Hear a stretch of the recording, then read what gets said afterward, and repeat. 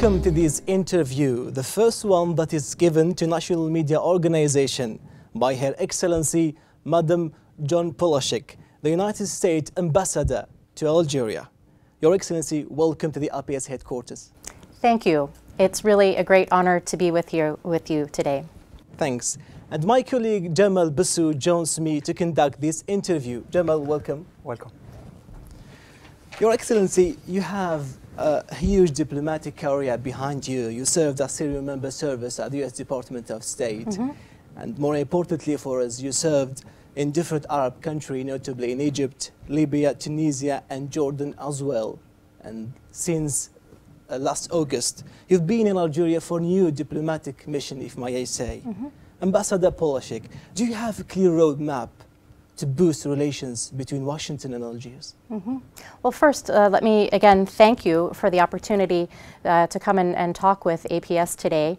I've been in Algeria for about 2.5 months now, and I'm really so honored to be the ambassador of the United States of America to your country. When I look back on Algerian history, it's very clear that Algeria has been through so much in the 60 years since it first launched its struggle for independence. And I deeply, deeply admire everything that the Algerian people have achieved in that time. Looking at the current picture, I would say that U.S.-Algerian relations are the best that they have ever been. We have broad cooperation in a number of areas, and I intend to work with the Algerian government to strengthen and deepen and expand that already very good cooperation. I intend to focus on 3 areas.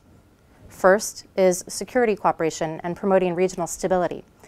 And that is not only the fight against transnational terrorism, but it also means working with the Algerian government to promote peaceful solutions to the conflicts that are roiling the region, particularly in Mali and Libya.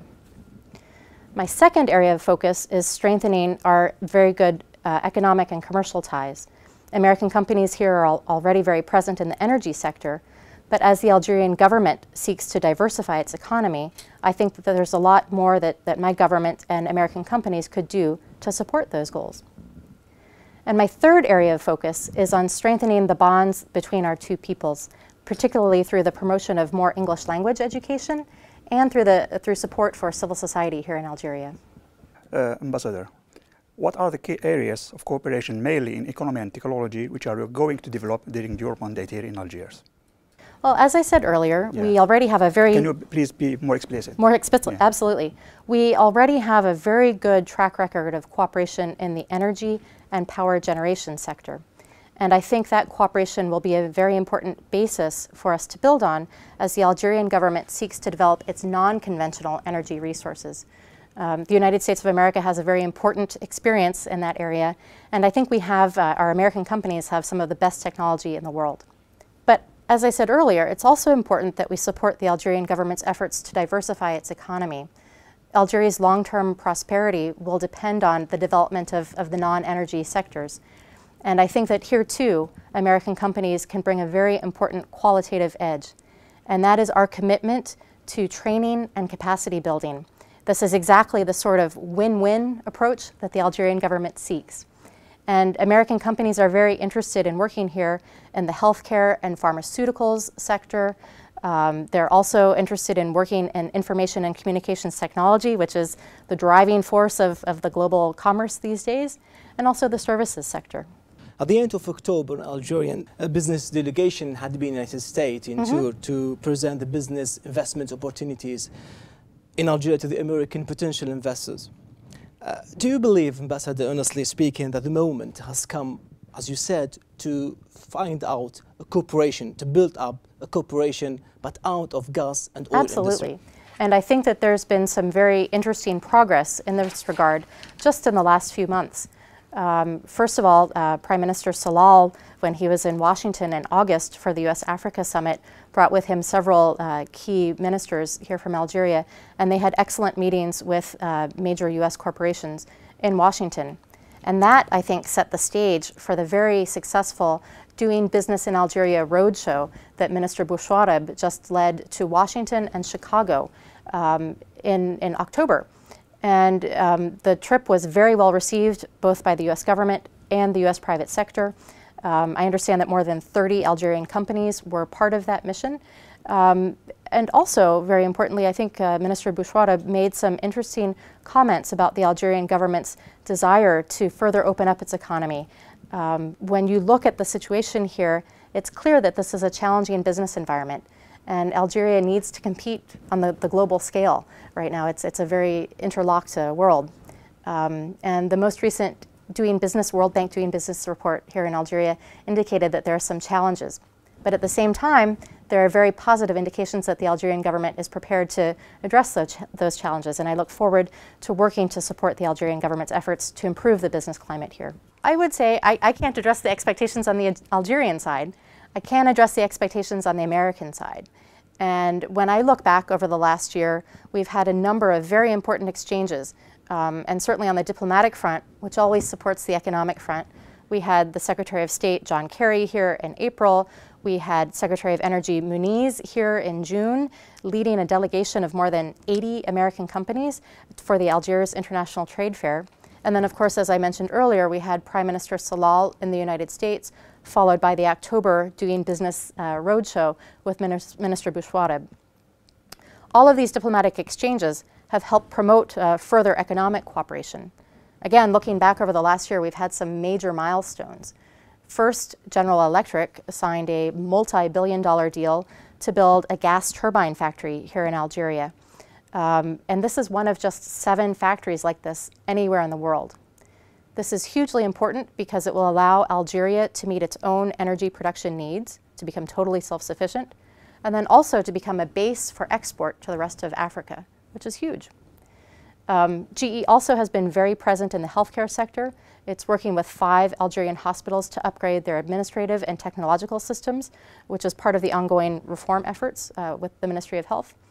Also in the healthcare sector, Varian Medical Systems is working on providing cancer treatment and detection equipment. And finally, Boeing just signed a deal to sell 10 aircraft to Air Algérie, which will support economic development not just here in Algeria, but increase the Algerian government's ability to serve as an economic hub and a force for integration in the region, which is also very important. Yeah. Let's move on to security issue. As you mentioned at the beginning of the interview, it's been one of the topic of your agenda here in Algeria. Many senior American officials have welcomed the role of Algeria in fighting terrorism. How do you think, Your Excellency, that this cooperation could be forged in the light of the new threats and the current security situation in the region, notably following the consequence of what is called the Arab Spring? Well, first, I hope you'll add me to the long list of U.S. officials who have commended Algeria's strong support for the fight against transnational terrorism. Algeria really has been a steadfast, excellent partner in all of our efforts to combat counterterrorism and to promote regional stability.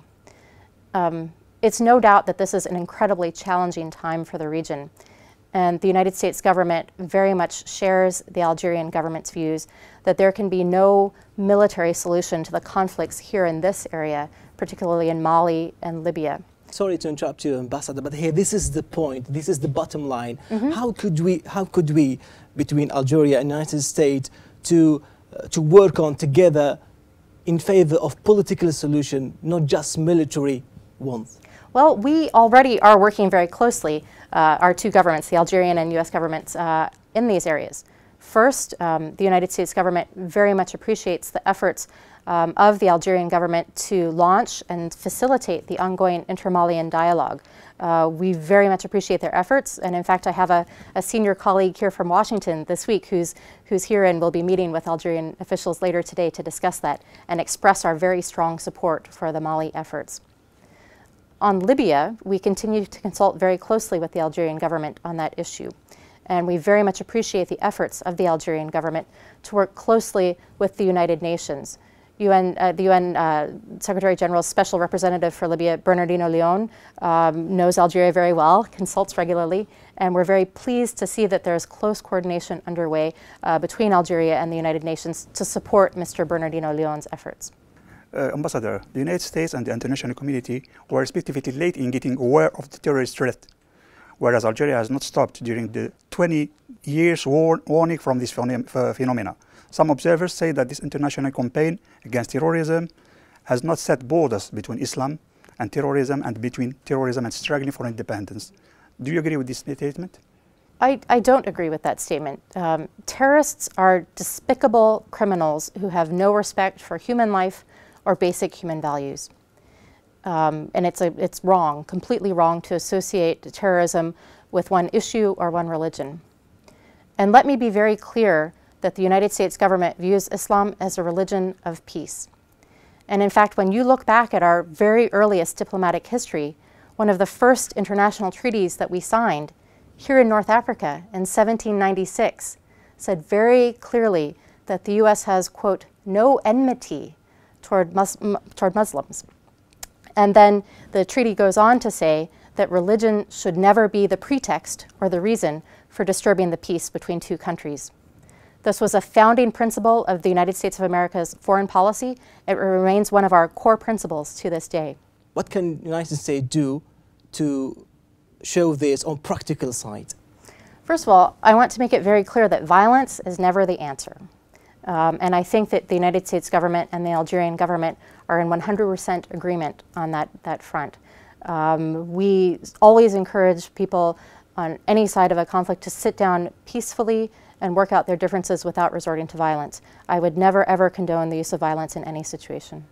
Let's back to the diplomatic effort made by Algeria to find out political solution for the crisis in Mali and Libya. What kind of support can the United States provide to the Algerian effort to promote, let me quote from your words, peace and stability in the region? When I take a very careful look at U.S.-Algerian history and bilateral relations, you know, Algeria is a country of very skilled diplomats. And it's important to remember that in my country's own history, Algeria played a very important role in helping us solve one of our most difficult problems, and that was the Iran hostage crisis. And the American people and government are eternally grateful to the terrific work done by the Algerian government in securing the release of our hostages in 1981. So when I think about the current situation, I think about the wonderful skills of Algerian diplomats. And I'm really excited and honored to have the opportunity to work with them as we try to tackle together these very difficult problems. So as I said earlier, we continue to support the efforts of the Algerian government with the inter-Malian dialogue. And as we look at Libya, again, I have to reiterate my government's commitment to a peaceful political solution there. It's very clear that there can be no military solution there. We're consulting very closely with the Algerian government, and we're very pleased that the Algerian government is working very closely with the United Nations as it tries to identify and implement a political solution there. Ambassador, excuse me to want to be more precise on that point. Which kind of efforts can the United States provide to Algeria to promote the inter-Malian dialogue concretely by acts? Well, we've been offering our political support for quite some time in the months since Algeria launched this initiative. And as I mentioned earlier, I have a colleague here from Washington today. She's been here this week meeting with the parties who are involved in the talks, and she'll be meeting later today with the Algerian Foreign Ministry. So I don't want to steal her thunder or in any way say something that's really not within my bailiwick. She's the one who's leading our efforts on this, but I can affirm with 100% certainty that we fully support the Algerian efforts, and we're very grateful for everything that they're doing. Yeah. What about Libya? How could United States back up the Algerian effort to gather the Libyan rivals on the same table? We knew that security situation there is warning. And the United States lost one of the ambassadors there. Well, first I should clarify, not only did we lose an ambassador, we lost 3 of our other colleagues. So the events in Benghazi were a horrible tragedy on many, many different levels. As I said earlier, we continue to consult very closely with the Algerian government. We recognize that Libya's neighbors have the most at stake as the situation in Libya continues to deteriorate. It's very clear that as transnational terrorist groups establish a foothold there, they pose the greatest risk to all of the neighbors, including Algeria. So for this reason, we have been consulting very closely with Algeria for quite some time. And when you look back to the September 22nd ministerial meeting that Secretary of State Kerry hosted in New York, we of course invited the Algerian Foreign Minister Lamamra to participate, and that has set the tone for the sort of coordination that continues to exist to this day. U.S. policy is that we're counting on the United Nations to lead the efforts to find a political solution there, and we really welcome the Algerian government's efforts to coordinate its work directly with the United Nations. Ambassador, let's move to another issue, Western Sahara issue. Yes. As you know, in occupied Western Sahara, the situation of human rights has become worrying for the international community. How do United States monitor the situation? Human rights is a concern, a major policy concern for the United States all over the world. And we are committed to sustained international engagement and independent and impartial monitoring of the human rights situation all over the world, including, of course, in Western Sahara and the refugee camps near Tindouf. And we very much appreciated the efforts of the Algerian government over the last year to facilitate human rights monitoring in the camps near Tindouf. As you mentioned just now, is committed to solving this issue within the UN framework. Yeah. But United States hasn't showed since several years they are in favor of implementing the Sahrawi people's right to self-determination. In a sense, it does appear that United States is for the maintenance of the status quo between Morocco and Polisario Front, doesn't it? I fundamentally disagree with your analysis of United States policy. The United States policy toward Western Sahara has remained consistent for many years. We fully support the UN-led process, which is led by Ambassador Christopher Ross, the Secretary General's personal envoy for Western Sahara, and its efforts to implement a peaceful, mutually agreed solution to this conflict that respects the human rights of all people who have been involved in the dispute. And we continue to work to urge all parties to work toward a solution. Ambassador, always in the same context, the international community welcomed the U.S. initiative for the expansion of the MINURSO's mandate to human rights monitoring in Western Sahara. Was the U.S. initiative sincere or just a mere test, especially because the draft resolution was withdrawn without explanation? As I said earlier, the United States considers human rights issues to be among our most important priorities all over the world. And we are committed to international engagement and sustained independent monitoring of human rights issues all over the world, including in Western Sahara and in the refugee camps near Tindouf. Excuse me, Ambassador, on that point, there is a change in the position of the United States. There was an initiative for the enlargement of the mandate, then the project was withdrawn without any explanation. I can't comment on the diplomatic discussions that took place behind closed doors when that project was under consideration. But what I can do is affirm that the United States is committed to human rights issues all over the world, including in Western Sahara and the refugee camps near Tindouf. Can we see another U.S. initiative to monitor the human rights situation in Western Sahara? I can't comment on what our plans might or might not be for the United Nations. I'm the U.S. ambassador here to Algeria. But what I can do is affirm, again, our commitment to support for human rights all over the world, including in Western Sahara and in the camps here in Algeria near Tindouf. By the way, the American Foundation, Robert Kennedy for Justice and Human Rights, denounced in its latest report, let me quote, what they called the continuing violation of human rights in occupied Western Sahara. Is the U.S. administration aware of what is happening as a human rights violation in occupied Western Sahara? As I said earlier, we monitor the human rights situation in many countries and many areas all over the world. And as I'm sure you know, we also publish an enormous annual report on human rights practices.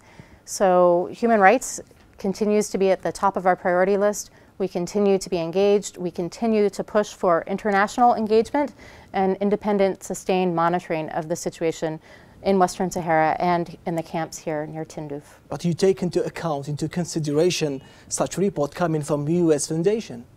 when we look at human rights issues, we study the whole range of literature that exists on all of these topics. And when I was a junior diplomat in Tunisia, it was my job to draft the human rights report there.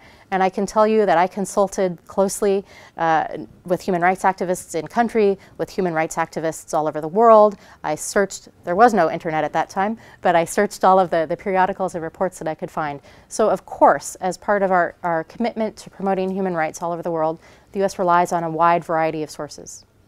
So Your Excellency, certainly you have few words in Arabic to say to Algerians. طبعا أنا مبسوطة جدا لأكون هنا في الجزائر مثل السفيرة الأمريكية في الجزائر. عندكم بلاد جميل جدا، شرف كبير لأكون هنا. مع إجازتكم سأكون plusieurs mots en français. Vraiment, pour nous, aux États-Unis, nous voudrions travailler avec le gouvernement et le peuple algérien dans 3 domaines. D'abord, c'est d'approfondir notre coopération pour promouvoir la sécurité régionale. Deuxièmement, c'est d'établir des liens plus proches sur le plan économique et commercial. Et troisièmement, c'est de rapprocher nos 2 peuples avec la promotion de la langue anglaise ici en Algérie. شكرا كثير وإن شاء الله نشوفكم. شكرا جزيلا. Your Excellency Joan Polaschik, the United States Ambassador to Algeria, thank you very much indeed for your time. And my thanks is also due to my colleague Jamal Bissou, who's taken part of this interview. And for you, thanks for watching and goodbye.